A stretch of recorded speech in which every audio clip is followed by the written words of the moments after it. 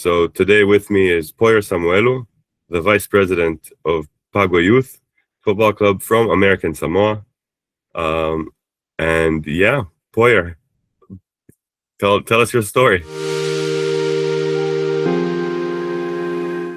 Thank you a lot, or thank you so much, Yoni, and Elad and the Sangalo family for the opportunity to, jump on this video and discuss, our partnership or our, uh, you know, uh, cooperation with each other. My name is Poyer Samuelu. I am the vice president of Pago Youth FC here in American Samoa. Um, our club currently has 4 teams. Well, more than that, we have a grassroots program of 4-year-olds to 12-year-olds and 13-year-olds, and then both girls and boys. And then we have 4 teams, uh, 2 youth teams and 2 senior teams. So mostly the youth teams are U16 and U19, boys and girls. And then we have a senior men's, and senior women's. Um, yes, our club was founded and formed by my dad, the club president, Sila Samuelu, together with his group of management and coaches back then in 2006, January of that year, 2006. So from then on, our club is still going, still competing. Um, and throughout all those years, up till now, we had some success, especially in our senior men's division and team. Uh, we were fortunate enough to be crowned champions uh, for like 9 times. 2 of those times were consecutive, 3 years in a row. So the last one was till 2024 season, and we took the title at that time. So pretty glad and honored to have this opportunity to discuss more on you know this partnership or this cooperation with Sangalo. It's been a long time coming. Elad for reaching out with the opportunity to wear this wonderful brand of Sangalo, and And then to represent so it where here are in the you where are you going to wear it? yeah. The OFC competition coming up. The Uh, OFC competition yeah, coming up. at the Very Champions League. exciting. In the Champions League, yes. It's in. It's We're gonna leave here on the 23rd of January. So the So competition will start. Our first game will start until the 31st of January. So, so you're doing a kind of training session there. Where is it going to yes, happen? it's gonna be in our neighbors, Samoa, independent Samoa. Uh, 2 different islands, but same nationality. Just that the only difference is Samoa is independent. They were under the rule of Germany for a while, and then New Zealand. So they broke free. They had their own independence. They're on their own, doing their own stuff, which is great. And then we have us. Uh, it's in the name American Samoa, so we are a territory of the United States. Um, yes, so we it's about a 45 to 40 minute plane ride from here to Samoa. So we're close. If going by boat, it's a day to get there. So So To Samoa to play in the OFC Champions League. Well, at that time, my father, he was in our village because this club is basically a, a village team. So, village of Pampanga, where we're from, where the club is based at, and where majority of our players are from. Uh, and then I believe the story you told is that back then us, his kids, and the village kids didn't have a you know didn't have a team to play in, or we would play other sports like American football or basketball, or but soccer was coming up. It was coming up for a while, but for we didn't have a team other than another team, uh, a club team called Panza. They were dominating at during those times. So it was only one team here in our village, but they were called the Panza Soccer Club. And most of the village kids would end up going playing for that one club. And our village, Pangpango, is a really big village.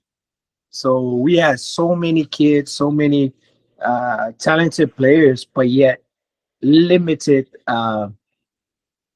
limited team to play in. So my father and some of my uncles and aunties that made up the management team, they got together. Uh, they discussed it as they should as adults, and they formed their management team and voted to have my father be the club president during that time, and the rest will just fill in as vice president, team managers, and coaches, just to build that team first, and then bring in the players, the kids. So that's why they formed that team during that time, just to have two clubs within Pango Village, and then split in half the villages. Like these kids from staying on that side of the village, they will go play for Panza Club, and then this side of the village will have us. So uh, that's basically how I remember my father telling the story to us on the origins and the reasons why we have a club. Um, so when that happened, uh, as I mentioned, like most of our kids were they were, players were playing for Panza Club. So they were trained and playing for there. So by the time they came back here, there wasn't that much of the coaches to do. I mean, they were already, you know, uh, they already knew how to play. All the coaches had to do now was just make sure that they play together in the as a good system, team. Yeah, as yeah, system that we had.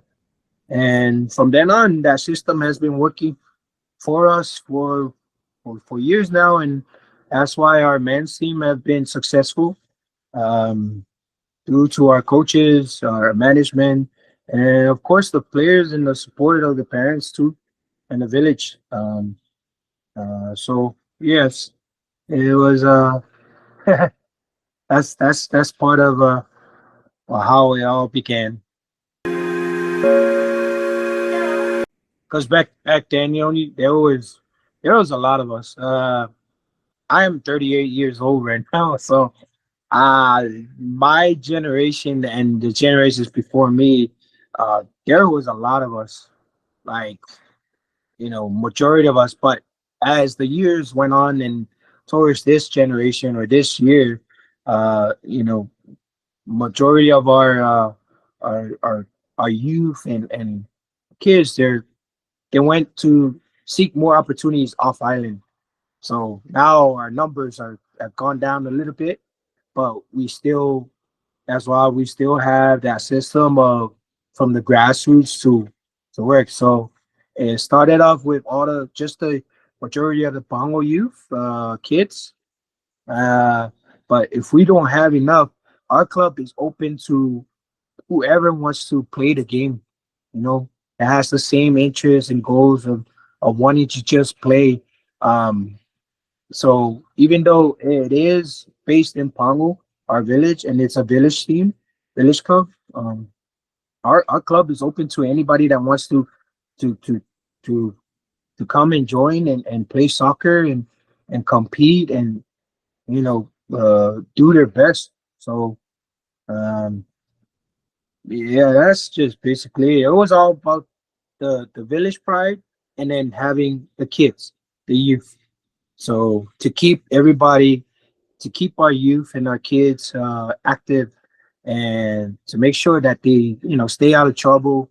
It's one of those ways where here in American Samoa, sports is one of those uh, um, opportunities and ways for our youth to build a relationship or friendship with not only each other but with others, with other teams and clubs. So yeah.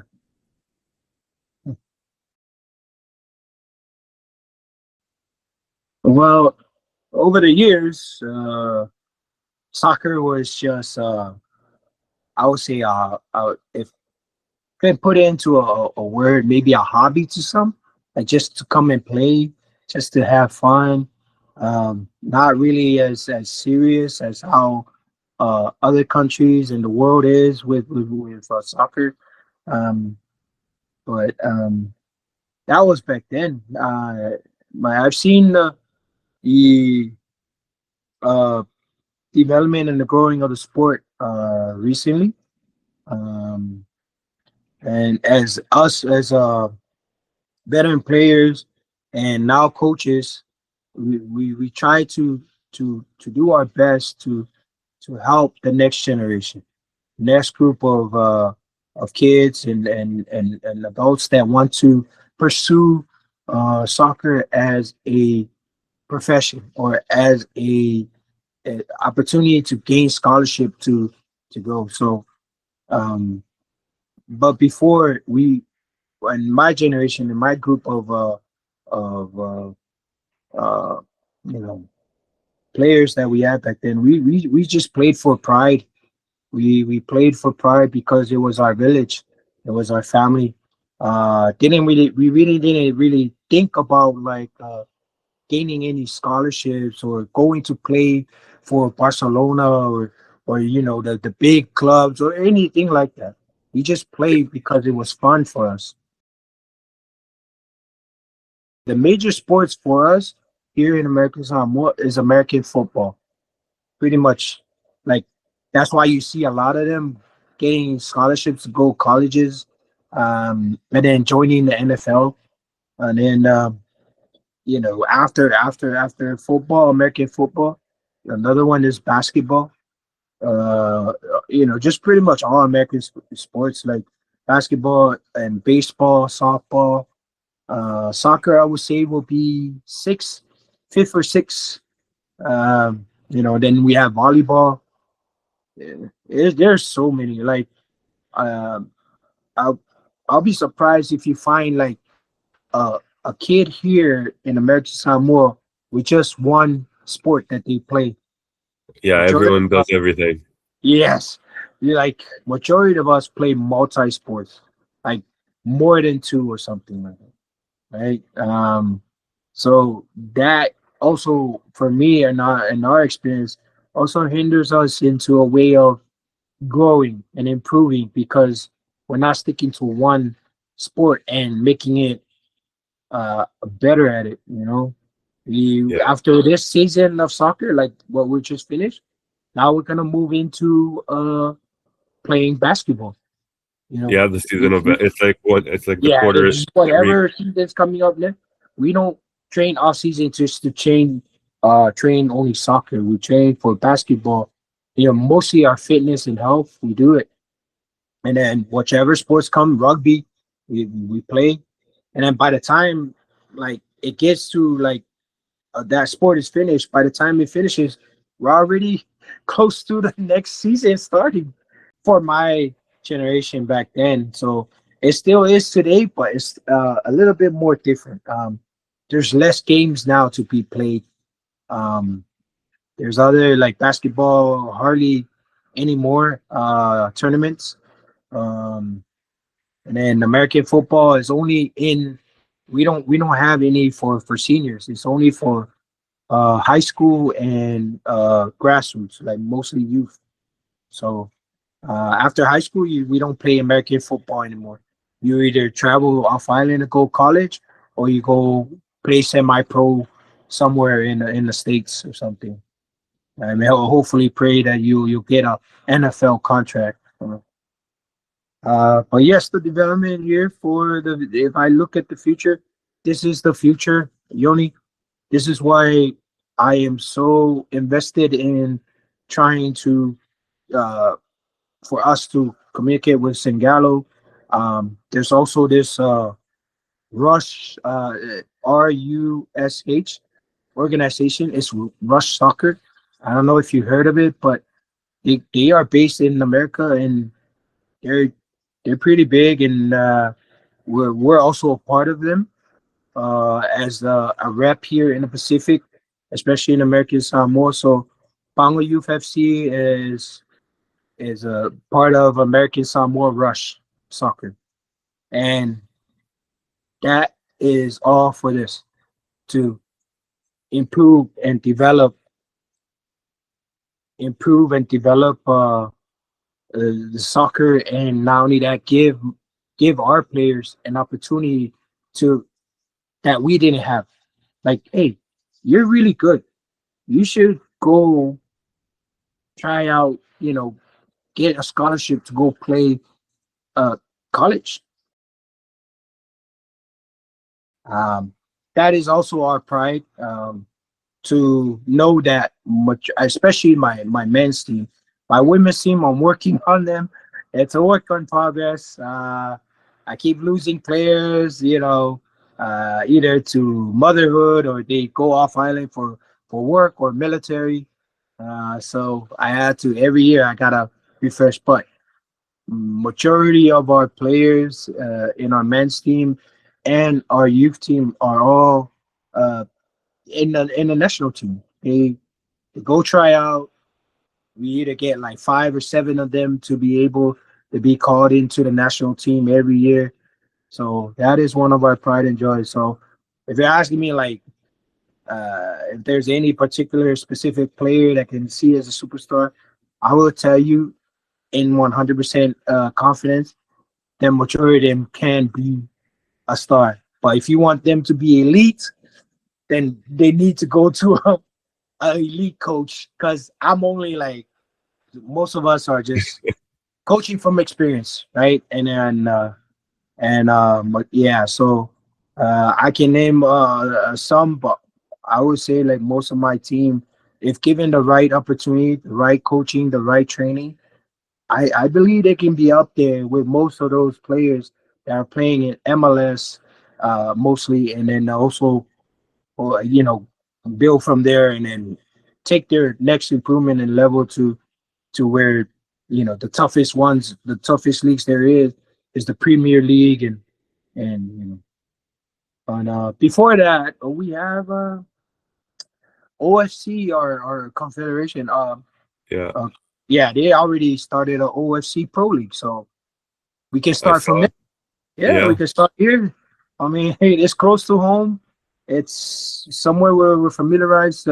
So if we can build it here, get a call up from scouts or whatever. Hey, dream big, aim high. So take that risk, and hopefully we'll get some more out there and great opportunities. So yeah, we had some very talented players, really great. But that they were in that documentary that went global, the yeah, next four wins. Yeah, yeah, most of those half, I would say half of those players in there, that national team are from Pango, from our club. We had some very talented. I think it gained more exposure to our soccer here in American Samoa. Because before that, I don't think anybody knew about American Samoa other than that whew, that record of 31 goals to nil against Australia back in 2000 or 2001. So other than that, um, nobody ever thought that we're always the bottom and we can never climb it up. So over the years, we have been trying, we've been doing, training hard to, change that narrative of not being able to reach, those second group stage or get out of the qualifiers and compete up at that second group, and then hopefully make it to the World Cup, you know, uh, games and stuff like that. So yeah, that movie helped a lot. It gained exposure not only to the soccer uh, uh, here in American Samoa. It opened up opportunities to other people to seek clubs here. They didn't know that there was a soccer club, a soccer association down here in American Samoa. Yes, three. Um, It started out with Mr. Kenneth Kereri. He's a Nigerian born player, but he moved to Samoa 10 years ago. So knew him well, and that's where it all started. And then we had some conversation. Like, I didn't know that he wanted to come here and do something different. I was just like, oh yeah, all right, well, you know, we're looking for some players, and you're just the right fit. I mean, you're still in shape and healthy, and you know how the system is down here. So, and then he suggested his brother, and then teammate Andrew Setifano from Samoa. He also, even though he's in Samoa, he can play for any club over there, even the champions that's coming. But he chose to come here. He has his reasons, and I say, hey, whatever it is, that is up to you. I know that if you come here, just know that when you guys come play here, we expect as a club that you come here and play your best. Now, not just come here just to, so. And then also Mr. Ken was also the one that introduced us to Mr. Nino Delu, Netherlands, but he was playing in the United States for a soccer club. So this guy Ken, he's really sociable, and he's really active in the sports, and he's part of my coaching crew. So yeah, these players are really Andrew and Ken have been battle tested here in OFC. They've been playing Champions League for Samoa for quite a while, so I'm really confident in their skills and their play. And then also Nino, seen some highlights and things, and spoke with him. He's ready to go. He wants to just do his best right here and prove something. So yeah, I'm really excited to see them in action in the yellow and black. So yeah, The yellow and black. I'll be honest with you, young. Soccer wasn't even my first sport. I don't. I'm gonna tell you this. Like, the only reason why I am still in it in the club is because of my father. Right, his example of 20 years now. He's been our club president. So, uh, you know, in those 20 years, uh, half of it or some of it, some of those years, he done it by himself. The management team that he had before, obligations kicked in, and they weren't able to,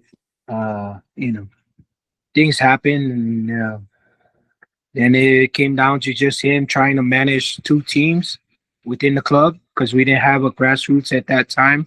And then when we did, it was just him looking for coaches, and then But at that time, I was still a player. I was still playing.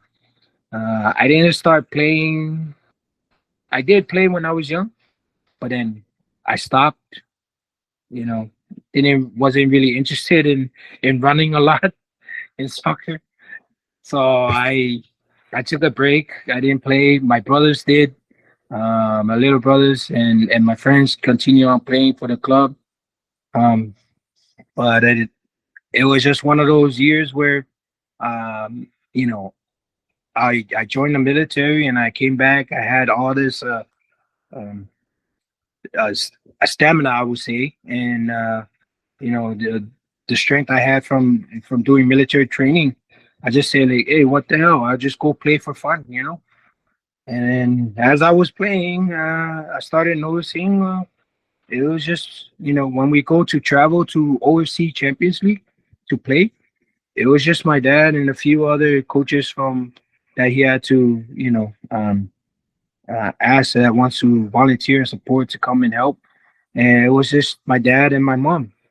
So I know that others in the village and the elders wanted to help as well, but it was just I don't know what they had intended. But from then on, I was continuing playing for like 5 years, and then knowing that my dad was trying to manage now 4 teams, I told myself like I'll just put my boots to the side and come and put on my working shoes and you know stay in this management side. So I didn't start off as a VP.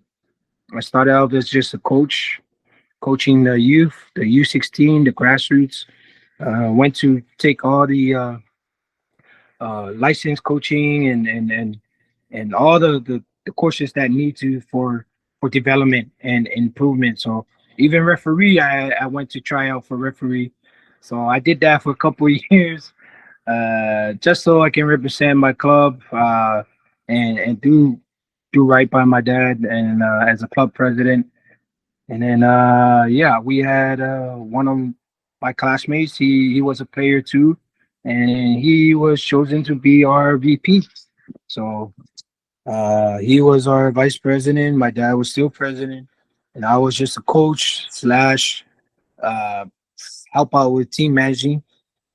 And then as the years went by, our current VP at that time, he left off island for school, continue on his education in college. So that vacancy opened up, and my dad decided that I should be vice president of the club. So I just told him I don't want to, but he insisted, and also my mom. So I just told him, hey, I don't really care about titles. I'm just gonna do the job I'm here to do. I'm just gonna help out as best I can because, uh, it's my way of giving back to the sport that now I have grown to love, only because I did so much over the years, as not only as a coach, as a manager, and now as a vice president. So I invested a lot as well, just like how my dad is. My dad was and still is. So is my mom. So pretty much it's almost like my family is invested in it. So I'm just following. I'm just following the footsteps of doing what's right for uh, the youth in my village and just overall my country. Like I said, our club is open. If they kids want to come and play here, play for Pago, then I'm happy. All I tell them is that if you come here, I will do my best, my very best, to make sure that you play at the level that you want to play, like the level that you should be playing. That you be, if I do my best, then you do your best. So I know my time as we keep age keeps going up. We should be Yeah, giving back, like that's do the one best that thing. we can. Yeah, for the next group that's coming. If we didn't make it, hey, maybe they'll make it. So yeah, that's what we're trying to do now, Yanni, is to give an opportunity to those that we'll work hard for it, and yeah, we'll put in the extra effort that they need to. So, and I'll be here to help out. I'm just, as of right now, I'm just in a supportive phase right now, just to help out, support. If you feel like you got what it takes and you want to put in work, then let's go. You know, I know. My time, as we keep age keeps going up, we should be Yeah, giving back. Like that's do the one best that thing. we can. Yeah, for the next group that's coming. If we didn't make it, hey, maybe they'll make it. So yeah, that's what we're trying to do now, Yanni, is to give an opportunity to those that will work hard for it, and yeah, we'll put in the extra effort that they need to. So, and I'll be here to help out. I'm just, as of right now, I'm just in a supportive phase right now, just to help out, support. If you feel like you got what it takes and you want to put in work, then let's go. You know, I know. My time, as we keep age keeps going up, we should be Yeah, giving back. Like that's do the one best that thing. we can. Yeah, for the next group that's coming. If we didn't make it, hey, maybe they'll make it. So yeah. That's really interesting. I could say anything to the world. Um, uh, Basically, what I always tell my players, my team, if you're gonna do something, right, no matter how big or small it is, just do your best, man. Like, um, the small things that we do affects the big things that we want to. Right. So, um, to even if we, and then to do the right thing always. I know we're imperfect human beings, but doesn't mean that we can continue on doing, or not even helping others or not doing the right thing, even if you know that nobody's looking. Just the things that your grandparents and your ancestors taught you, just do it. Right? Uh, if you love something so much and you put your passion into it, it can never go wrong. Like, Yeah, yeah. Um, I think we can keep going for a much longer. There, you have it's a very interesting and very inspiring story. Um, yeah. but I think we'll stop here. I'll say thank you so much for being the first guest on our podcast. Yay! I just made history. Yay! So yeah. And we are so proud and honored and happy to be sponsoring Pago Youth and creating your beautiful jerseys. Um, I love it.